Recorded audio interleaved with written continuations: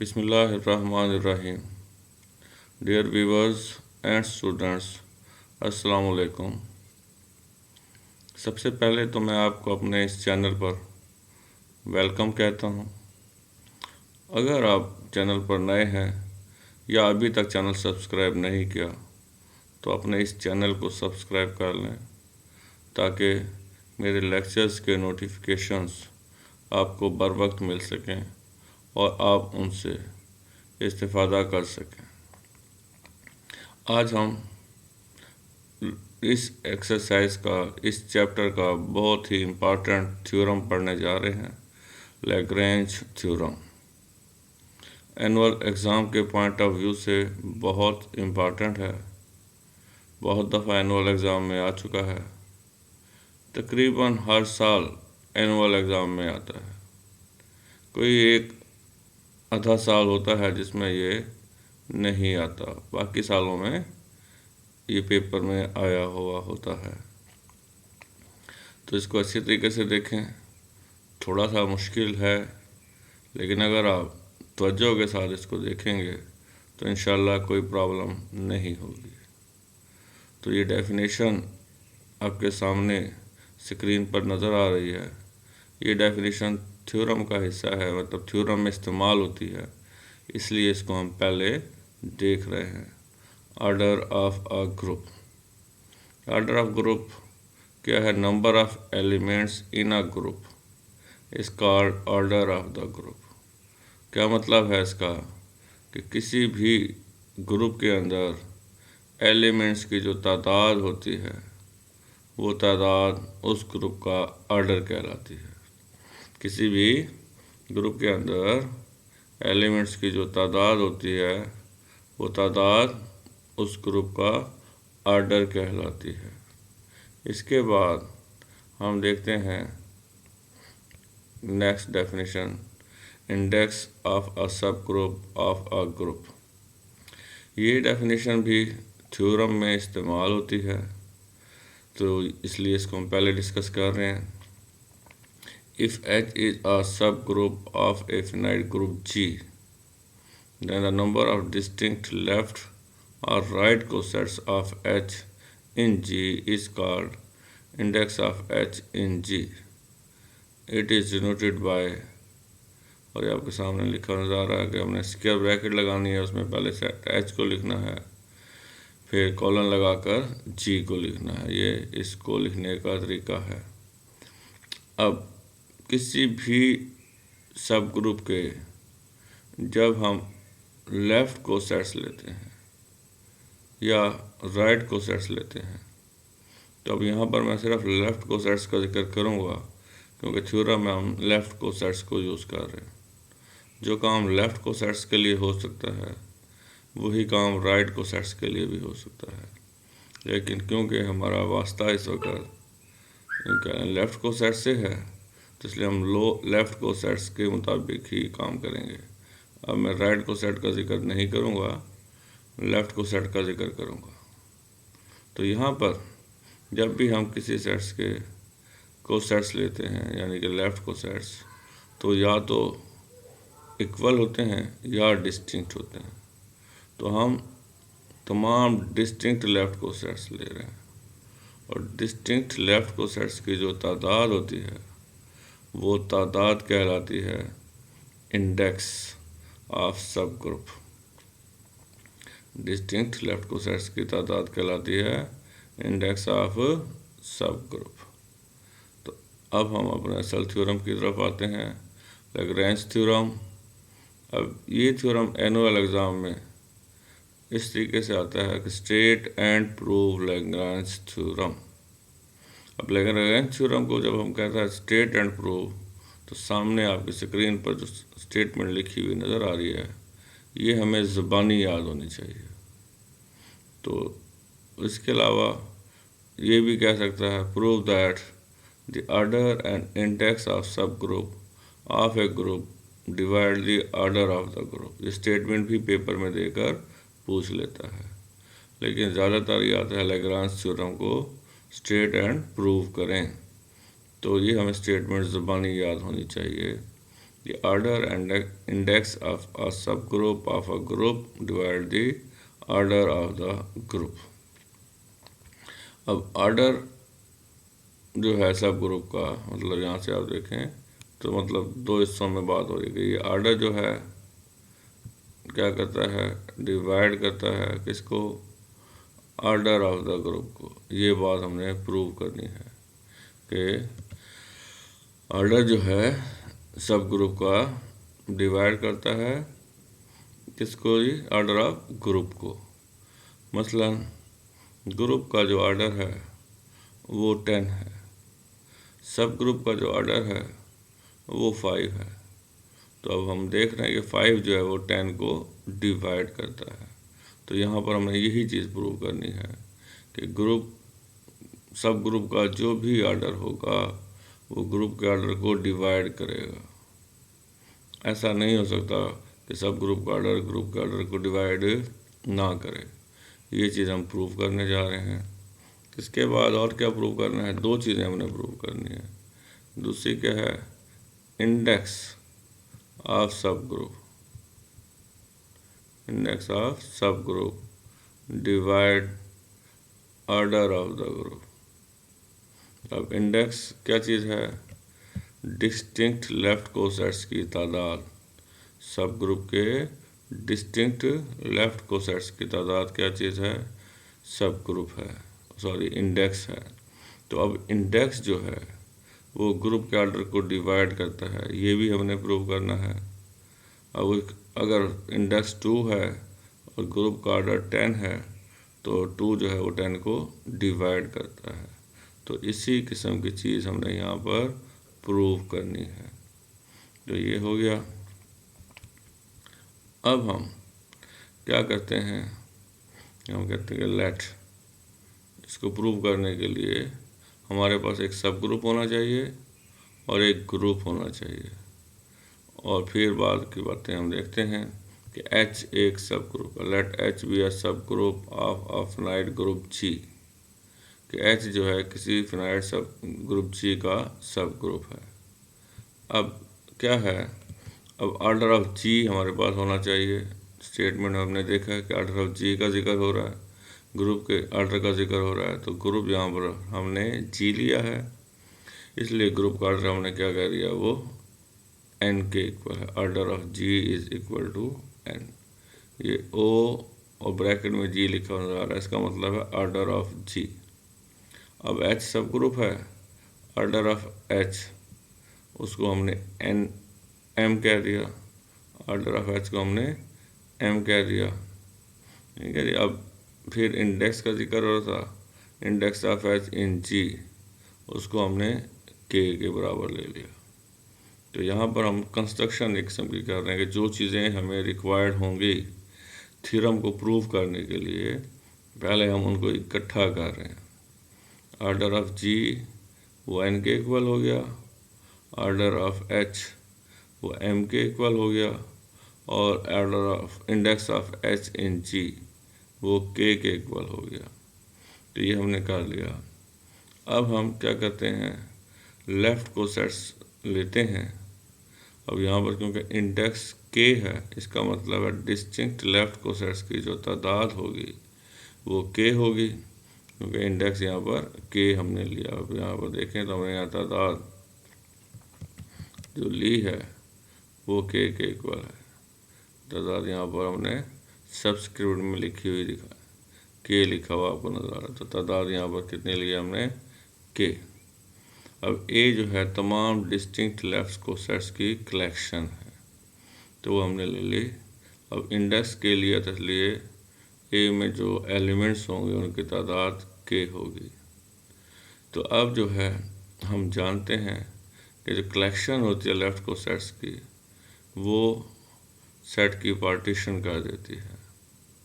तो यहाँ पर वही बात है, the collection of left cosets of H in G defines the partition in G, ठीक है जी। तो वो G की पार्टीशन कर देगी। तो ये हमने प्रूव करना है, G की पार्टीशन हो जाएगी हमारे पास। तो अब आप देखें, पार्टीशन के लिए हमने प्रूव किया हुआ है ऑलरेडी, आप उसको देख लेंगे अगर कोई प्रॉब्लम हो। तो अब पार्टीशन होने का मतलब क्या होता है कि जो हमारे पास लेफ़्ट को सेट्स थे, के लेफ़्ट को सेट देखें यहाँ पर है, उन तमाम का यूनियन जी के बराबर होगा।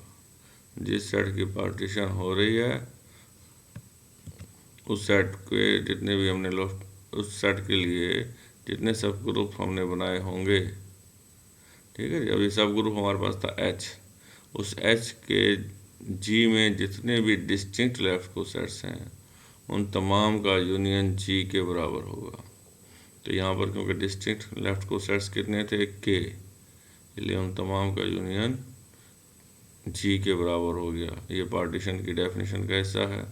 और दूसरी बात क्या है कि कोई से भी दो लेफ्ट को सेट्स लें तो उनका इंटरसेक्शन जो है वो एम्प्टी सेट होगा। कोई से भी दो लेफ्ट को सेट्स लें तो उनका इंटरसेक्शन एम्प्टी सेट होगा। अब क्योंकि ये जो होते हैं लेफ्ट को सेट्स डिस्टिंक्ट हैं, तो कोई भी अगर हम किसी भी लेफ्ट को सेट का या जी का हर एलिमेंट जो कह लें आप, किसी ना किसी लेफ्ट को सेट में लाजमी मौजूद होगा, किसी एक लेफ्ट को सेट में तो लाजमी मौजूद होगा। तो यहाँ पर अब उसी बात को हम डिस्कस कर रहे हैं कि since each element of G belong to at least one left coset of H in G and no element can be belong to two distinct left cosets of in G। अब क्योंकि left cosets जो हैं वो क्या हैं, distinct हैं। अब G का कोई एलिमेंट हम लेंगे वो किसी एक लेफ्ट कोसेट में मौजूद होगा, एक से ज़्यादा लेफ्ट कोसेट में मौजूद नहीं हो सकता। तो इसलिए क्या हो जाएगा कि फर्स्ट लेफ्ट कोसेट का जो ऑर्डर है वो प्लस सेकंड लेफ्ट को सेट का ऑर्डर प्लस थर्ड लेफ्ट को सेट का ऑर्डर, इसी तरह प्लस केथ लेफ्ट को सेट का ऑर्डर, ये हमारा लास्ट क्या कहते हैं को सेट है। तो इनके तमाम के ऑर्डर मिलकर ऑर्डर ऑफ जी बन जाएगा, क्योंकि कोई एलिमेंट यहाँ छूटता भी नहीं है, मतलब कोई ऐसे जी का कोई एलिमेंट ऐसा नहीं होता जो किसी लेफ्ट कोसेट में मौजूद ना हो, और ना ही कोई एलिमेंट रिपीट होता है।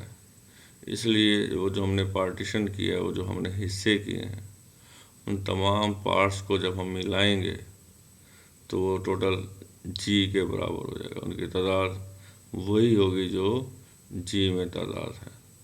तो ये हमारे पास आ गया और ये इक्वेशन 1 बन गई है, और ये इक्वेशन जो है हमने यूज़ करनी है।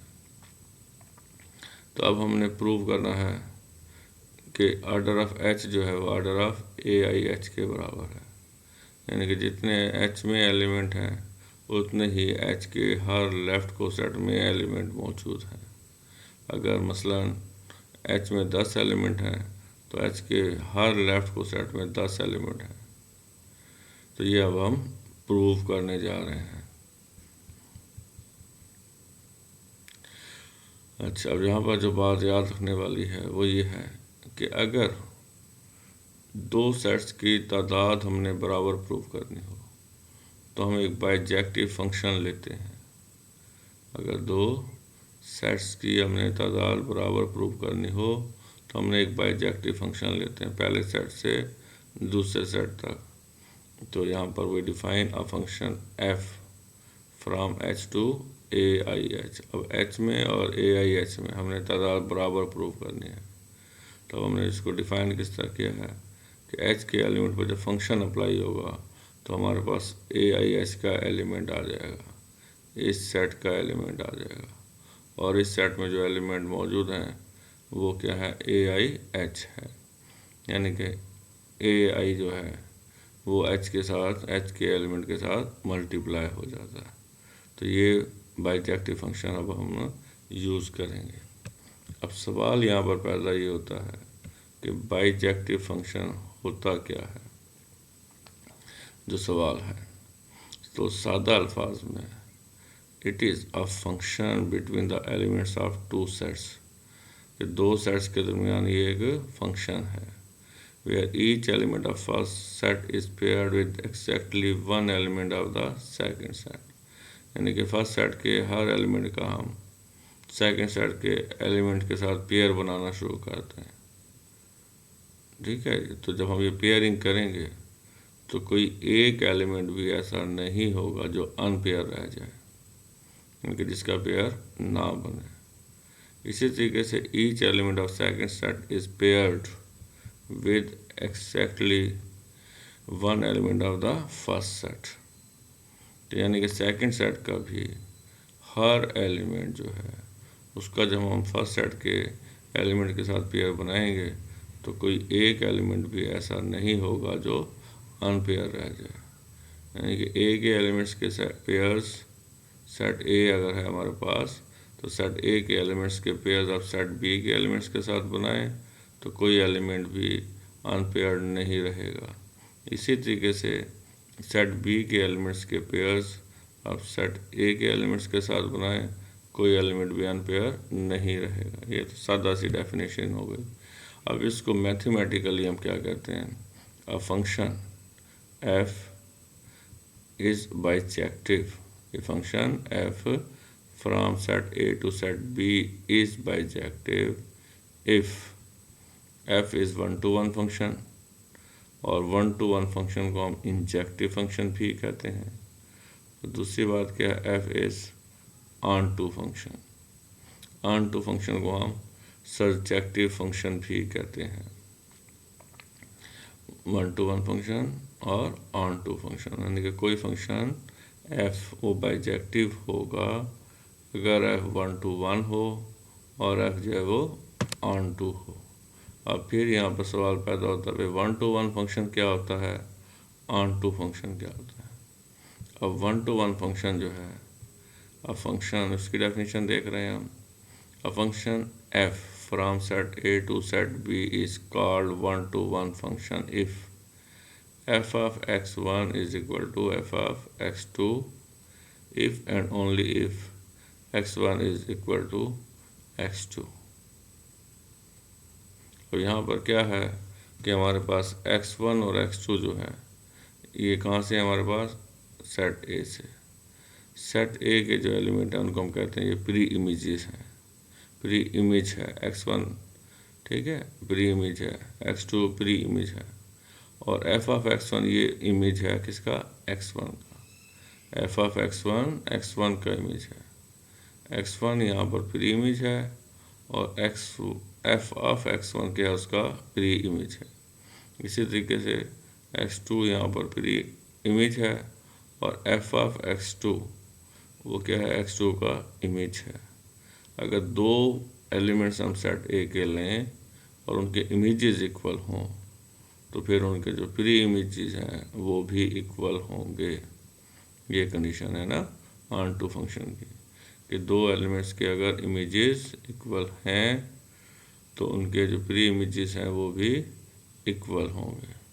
और इसी बात को इक्विवेलेंटली हम क्या कह सकते हैं कि अगर इमेजेस इक्वल नहीं हैं, दो एलिमेंट्स के अगर इमेजेस इक्वल नहीं हैं तो उनके जो प्री इमेजेस हैं वो भी इक्वल नहीं होंगे। तो ये ऑन टू फंक्शन की डेफिनेशन हो गई। इसके मतलब क्या है, यही बात जो मैंने अभी बताई है आपको वही मैंने यहाँ लिख दी है ताकि आप इसको देख सकें, आपको समझ आ जाए। The function f of x is a one to one function when one unique element from its domain will return each element of its range. This means that for every value of x there will be a unique value of y or f of x। क्या मतलब है सबका कि आपने set ए के हर element का image लेना है और हर x के लिए एक यूनिक y हमारे पास मौजूद होगा। y को हम f ऑफ x भी यहाँ कह रहे होते हैं ना, इमेज ऑफ x। तो ये बात हो गई, ये उसको हमने ग्राफिकली देख लिया अब इस तरह कि a के हर एलिमेंट का इमेज b में मौजूद है। ऐसा है तो फंक्शन क्या होता है, ऑन टू, उसको क्या कहते हैं, 1 to 1 हो गया। अब आगे देखें, जो मैंने आपको सिंपल डेफिनेशन, सिंपल सी बात बताई थी इसी डेफिनेशन के स्टार्ट में, कि हम क्या करें, सेट ए के हर एलिमेंट का पेयर बनाए सेट बी के एलिमेंट के साथ। तो आप देखें, सेट ए का एलिमेंट 1 है, उसका पेयर ए के साथ बन गया, 2 का बी के साथ, 3 का सी के साथ, 4 का डी के साथ। तो यहाँ पर कोई एलिमेंट भी ए का ऐसा नहीं बचा जिसका पेयर ना बना हो। इसी तरह सेट बी के हर एलिमेंट का अगर आप पेयर बनाएं सेट ए के साथ, तो ए का पेयर 1 के साथ बन गया, बी का 2 के साथ बन गया, 3 का सी के साथ, डी का 4 के साथ। तो बी का कोई एलिमेंट भी ऐसा नहीं है जिसका पेयर ना बना हो। तो ये जो फिगर आपको नज़र आ रही है, ये बाइजेक्टिव फंक्शन की फिगर है। इसमें फंक्शन 1 to 1 भी है और ऑन टू भी है। अब ऑन टू फंक्शन को हम क्या कहते हैं, an onto function is a function whose image is equal to its codomain. यानी कि हम क्या करते हैं, जो इमेज सेट होता है हमारा, सेट बी जिसको हम यहाँ कह रहे हैं, तो वो हमारा क्या है, इमेज सेट। तो हर इमेज जो है वो सारी बात है बी में होगा, और बी का हर एलिमेंट जो है वो मतलब इमेज का जो सेट बन रहा है, जो कहना है वो वही है जो कोडोमेन है। और कोडोमेन क्या होता है, हमारा सेट बी जो है वो कोडोमेन है। तो सेट बी में कोई एलिमेंट भी ऐसा नहीं है जो ए के किसी एलिमेंट का इमेज ना हो। तो इमेज सेट और कोडोमेन दोनों यहाँ पर सेम हैं, इक्वल हैं। तो इसलिए ऐसे, और ऑन टू फंक्शन के लिए होता है a function f with domain a and codomain b is on to, यानी कि एक फंक्शन है जिसकी डोमेन ए है, कोडोमेन बी है, इसको हम ऑन टू कहेंगे if every Y belong to B. यानी कि कोडोमेन के हर एलिमेंट बी के लिए there X is at least 1 X in A. तो हमारे पास क्या होगा, बी के हर एलिमेंट के लिए कम से कम ए के अंदर कोई एक एलिमेंट मौजूद होगा जिसका इमेज वाई के इक्वल होगा। यानी कि एक्स की प्री इमेज आपको बताया था मैंने। तो जब एफ ऑफ एक्स क्या हो गया, उसका इमेज हो गया। तो प्री इमेज के लिए ये एलिमेंट क्या गया, बी में मौजूद है। ए के हर एलिमेंट के लिए बी में एक एलिमेंट मौजूद है। ये जो चीज़ है इसको हम कहते हैं फंक्शन ऑन टू है। अब कोई फंक्शन 1 to 1 भी हो और ऑन टू भी हो, तो उस फंक्शन को हम क्या कहते हैं, बाइजेक्टिव कहते हैं। और बाइजेक्टिव फंक्शन को हम कब यूज़ कर रहे होते हैं, जब हमने दो सेट्स को इक्वल प्रूव करना हो। तो यहाँ पर हम यही काम अब करने लगे हैं। 1 to 1 फंक्शन, ये अब हमने डेफिनेशन को यूज़ करना है। आपने देख लिया है कि 1 to 1 फंक्शन होता क्या है। तो अब यहाँ पर h1 और h2, h के दो एलिमेंट हमने ले लिए। तो h1 और h2 के जो इमेजेस हैं वो इक्वल होंगे डेफिनेशन के मुताबिक। तो अब हमने फंक्शन जो हमने डिफाइन किया था h1 का जो है, ये h1 कहाँ से है, h से, और ये ai(h1) आ जाएगा हमारे पास। ये सेकंड सेट हमारा जो है, ये देख लें डेफिनेशन, आपको एक दफ़ा दिखा देता हूँ मैं। फंक्शन हमने जो डिफ़ाइन किया है, ये फंक्शन डिफ़ाइन किया हमने, ठीक है जी। और यहाँ से h का एलिमेंट लेंगे हम, तो f अप्लाई करने के बाद ai(h) का एलिमेंट हमें मिल जाएगा। तो ये हम कर रहे हैं। तो यहाँ पर यही h का एलिमेंट हमने लिया h1, तो ai(h) का एलिमेंट क्या आ गया हमारे पास, ai(h1). इसी तरह h का एलिमेंट लिया हमने h2, तो हमारे पास सेकंड एलिमेंट कोडोमेन से जो एलिमेंट आएगा वो क्या होगा, ai(h2). अब लेफ़्ट कैंसिलेशन अब लॉ अप्लाई किया हमने, तो ai जो है वो कैंसिल हो गया। तो h1 जो है वो h2 के इक्वल हो गया।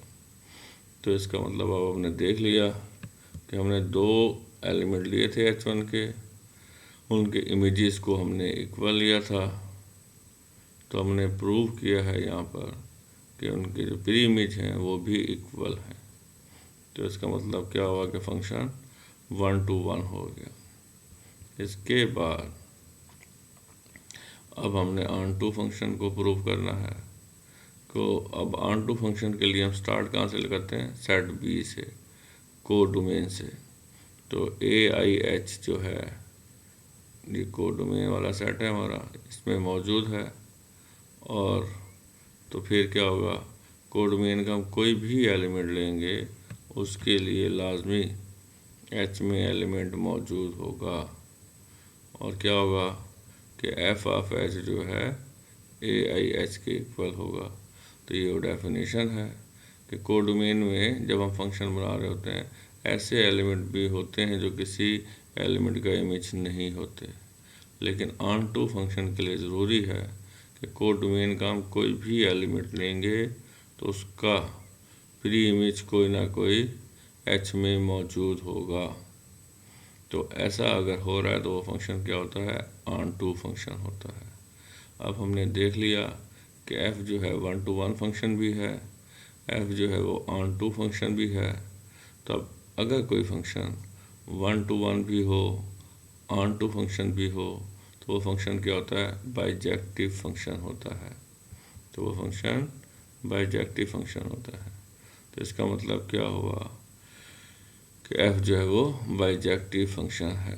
तो therefore f is a bijective function because f is 1 to 1 and onto function.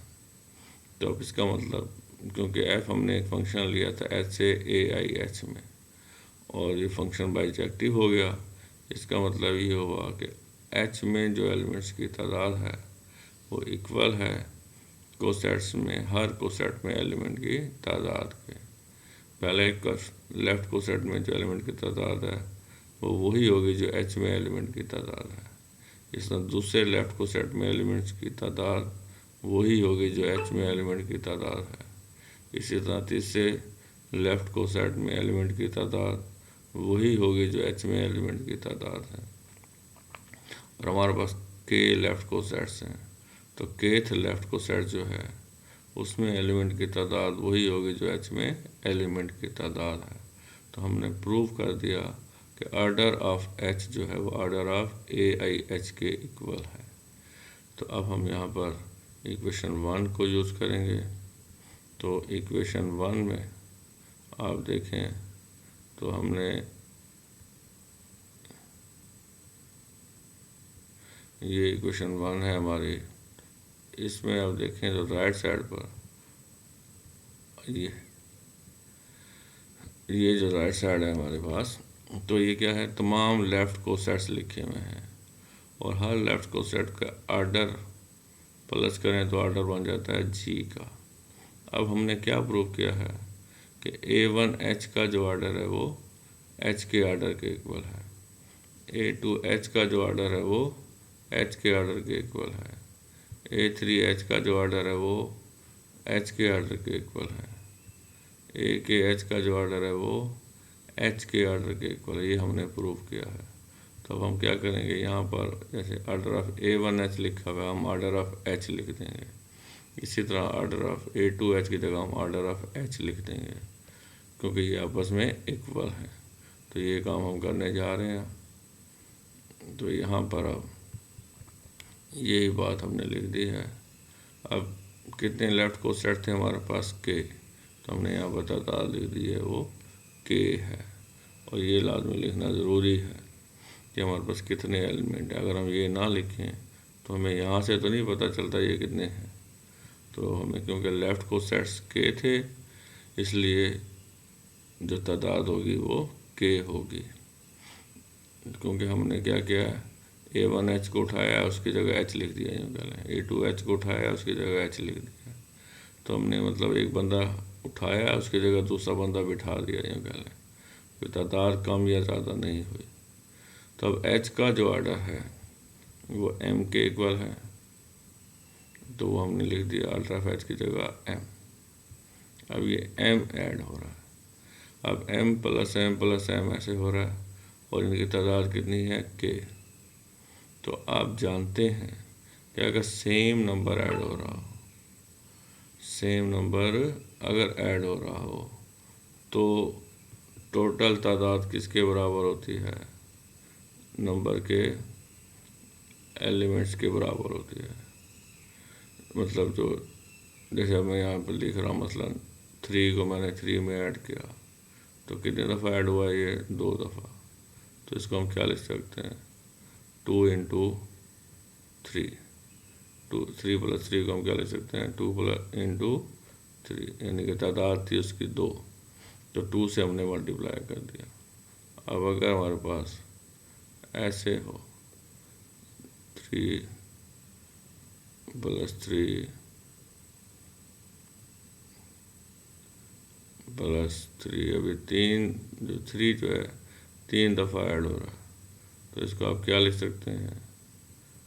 3 into 3। इसको आप लिख सकते हैं 3 इंटू 3। तादाद थी 3 थी तो 3 इंटू 3 लिख दिया। अब अगर आपके पास ऐसे हो 4 दफ़ा ऐड हो रहा होगा 3 + 3, इसी तरीके से ना +3, अभी 3 को 4 दफ़ा ऐड कर रहे हैं, तो इसका मतलब क्या होगा?